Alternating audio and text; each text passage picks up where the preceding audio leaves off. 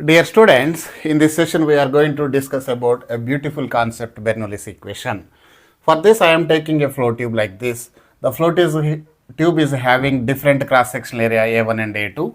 At this point the fluid is entering with a velocity of V1. At this point the fluid is leaving with a velocity of V2, and this entrance is at a height of h1 from the ground, and this is nothing but at a height of h2 from the ground. Different elevations are there, different velocities also there.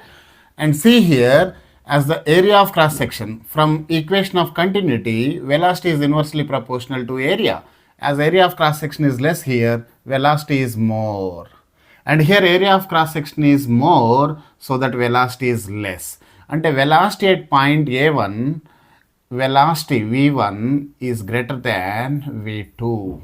There is a change in velocity. If there is a change in velocity in the fluid flow, change in velocity undante emavuthundi, acceleration come into picture. If there is a acceleration, force ఉంటుంది. Okay, ఈ force ఎవరు apply చేస్తారు మరి fluid మీద? The surroundings atmosphere is exerting pressure. Okay, that pressure is nothing but P1. Here the pressure exerting on this surface is nothing but P2. Because of the difference of pressure, because of the pressure difference is there at point A1 and at point A2, because of pressure difference, force come into picture, because we know that pressure is equal to force per unit area. So pressure force is nothing but pressure into area. Force is equal to pressure into area. Because of this pressure difference ఉందంటే ఏమవుతుంది? Force ఉంది. Force ఉందంటే from Newton second law of motion we know that force F is equal to M into A. Okay, so because of this force, pressure force, acceleration is there in the flow tube, and force is there, and the flow tube, that fluid is flowing with some velocity. Fluid is flowing, and there is a displacement in the fluid, and there is a force on the displacement on the force into displacement is nothing but work done. Who is doing this work done then? ఎవరు చేస్తారు ఈ work done ని? మరి pressure force చేస్తుంది. Is the pressure force conservative force or non conservative force? It is a non-conservative force. Work done by non-conservative force is always equal to change in mechanical energy. That we have discussed already in the previous section of classes. Okay, so now from work energy theorem ఏం prove చేస్తామంటే just work energy థియరమ్ని apply చేస్తే we get Bernoulli's equation వస్తుంది. Work energy theorem ఏంటి? Work done by other forces other than conservative forces, అంటే non conservative forces. Work done by non conservative force equal to E2 minus E1. E2 అంటే mechanical energy at point 2, E1 అంటే mechanical energy at point 1.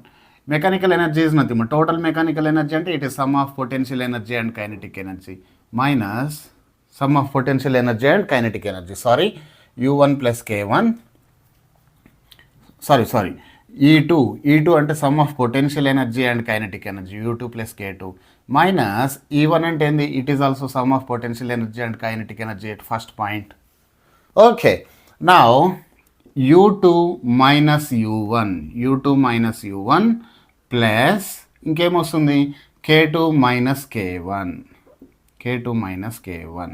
So change in potential energy plus change in kinetic energy. So work done by pressure force is nothing but non-conservative force. Work done by non-conservative force is equal to change in potential energy plus change in kinetic energy. ఈ theorem apply చేస్తే we will get expression for Bernoulli's equation. దీన్ని apply చేస్తాం. అంటే first ఒక్కొక్కటి find out చేద్దాం. Left hand సైడ్ది, right hand సైడ్ది find out చేద్దాం. రైట్ హ్యాండ్ సైడ్ టర్మ్స్ ఇట్లా అన్ని ఫైండ్ అవుట్ చేద్దాం. Right, so work done by non conservative force, work done by non conservative force. First work done find out చేద్దాం. వర్క్ డన్ కావాలంటే ఏంది మరి? Force into displacement here. Okay, so the force is nothing but how much is the force? Force is how much? Here the force is nothing but P1 equal to force per unit area F1 by A1, and here P2 is equal to F2 by A2. So here the force F2 is equal to P2 A2, and here the force F1 is equal to here the force F1 is equal to P1 A1. Okay, అంటే work done by this force కనుక్కోవాలి, work done by this force కనుక్కోవాలి, F1 కనుక్కోవాలి, F2 కనుక్కోవాలి. Work done by F1 చూద్దాం first. ఈ force వల్ల suppose let the fluid is up to this point initially. ఎక్కడి వరకు ఉన్నది అనుకుందాం fluid? It is in between points A and B. ఈ ఏబి పాయింట్స్ మధ్యలో ఫ్లూయిడ్ ఉంది అనుకుందాం. And this fluid is flowing with some velocity. వెలాసిటీతో ఫ్లో అవుతుంది కాబట్టి ఇక్కడ ఏబి దగ్గర ఉన్న పాయింట్స్ ఎక్కడికి మారుతాయి? సిడి దగ్గరికి మారుతాయి. ముందుకు మూవ్ అవుతుంది కదా.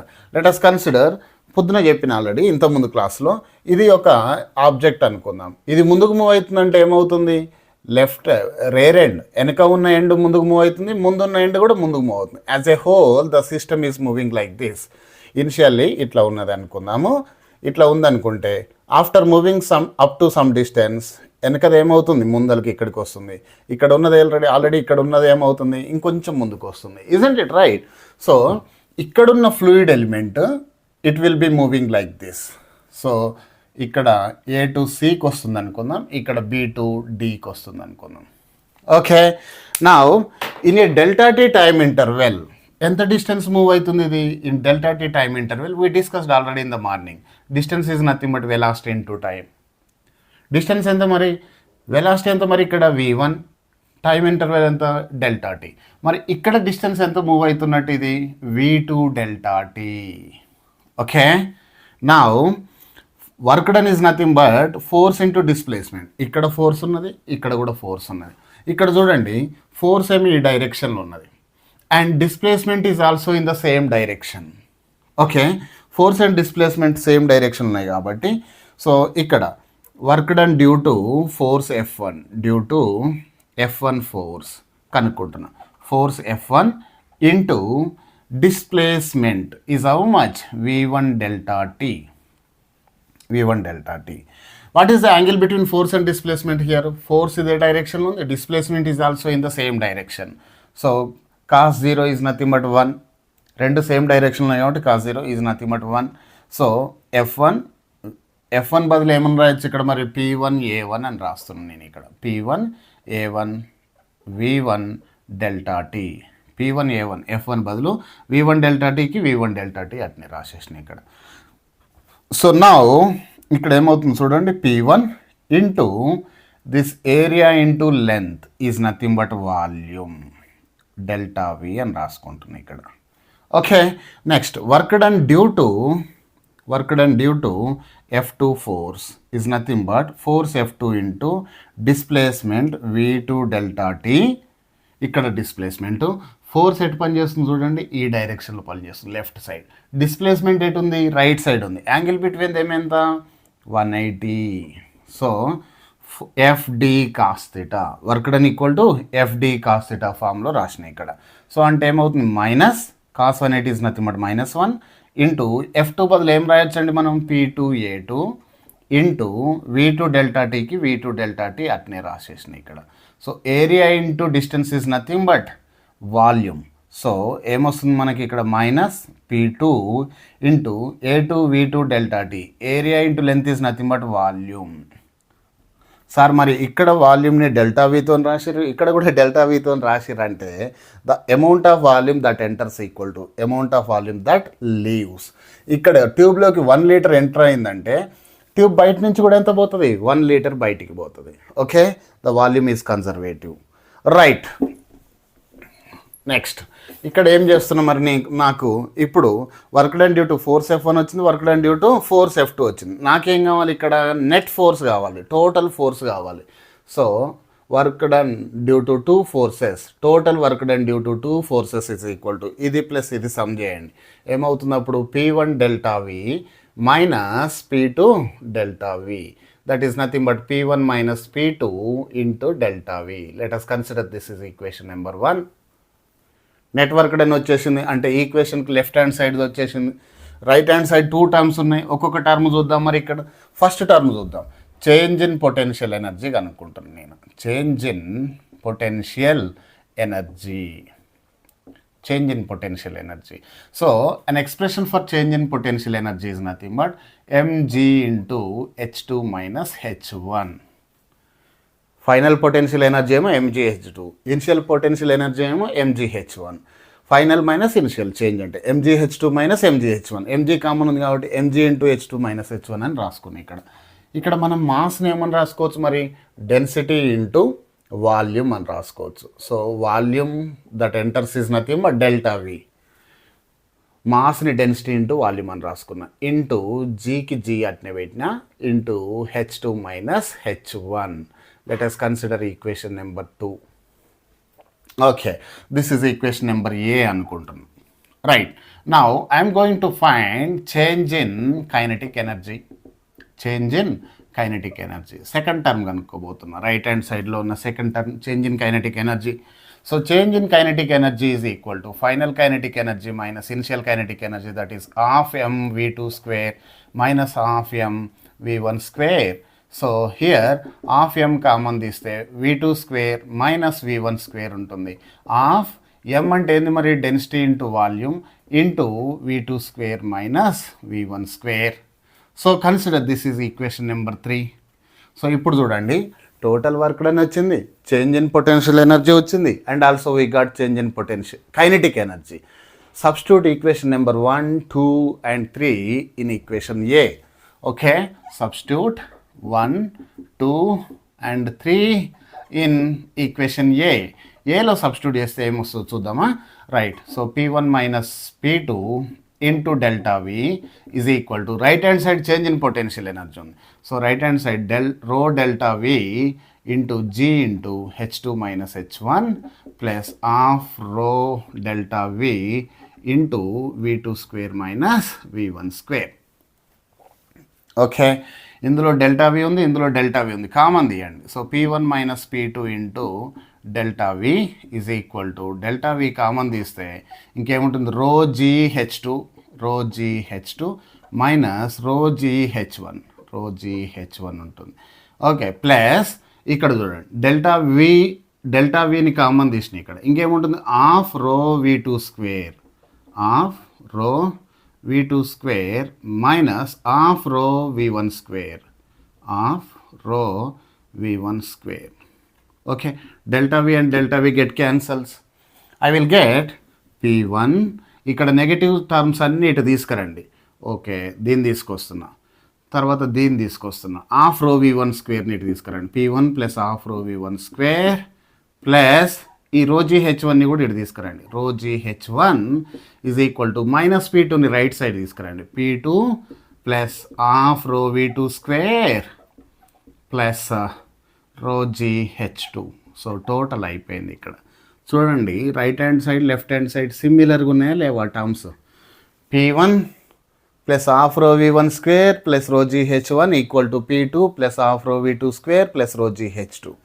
అంటే లెఫ్ట్ హ్యాండ్ సైడ్ ఏముంది, pressure is added to half rho v1 square. Half rho v1 square అంటే కైనెటిక్ ఎనర్జీ కాదు, kinetic energy per unit volume అది. Okay, so half rho v1 square, this must be equivalent to pressure. అట్లయితేనే ప్రెషర్తో దీన్ని add చేస్తాం అన్నట్టు.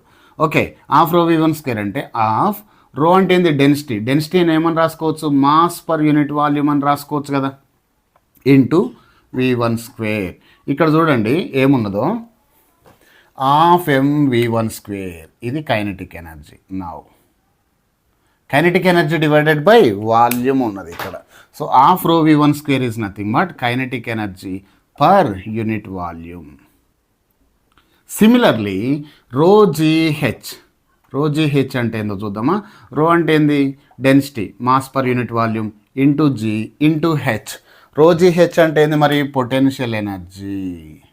Okay, again ఏమొస్తుంది మనకి ఇక్కడ, potential energy per unit volume. అంటే ఈ టర్మ్ ఏంటిది, pressure due to atmosphere, kinetic energy per unit volume, potential energy per unit volume, అన్నిటిని ఏం చేస్తున్నాం, సమ్ చేస్తున్నాం.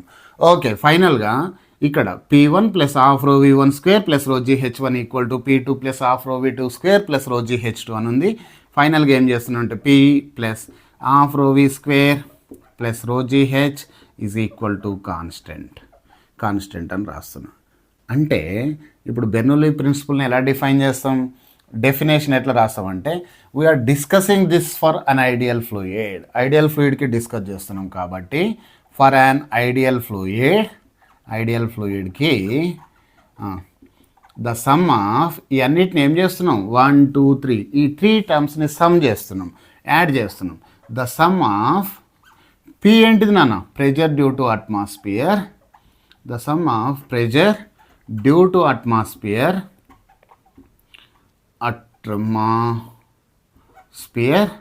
నెక్స్ట్ ఇదేంటిది మరి, ఇది కూడా ప్రెజర్ టర్మే, కానీ మనం ఏమని పిలుస్తుంది దీన్ని హాఫ్ రో వి స్క్వేర్ని kinetic energy per unit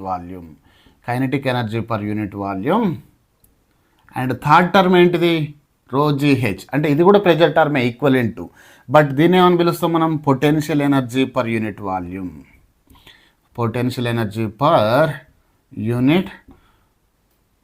volume.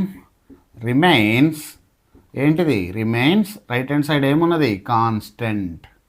ఇదే బెర్నౌల్లిస్ ప్రిన్సిపల్. ఓకే, మళ్ళీ ఒకసారి for an ideal fluid the sum of pressure due to atmosphere, kinetic energy per unit volume and potential energy per unit volume remains constant. This is the Bernoulli's principle.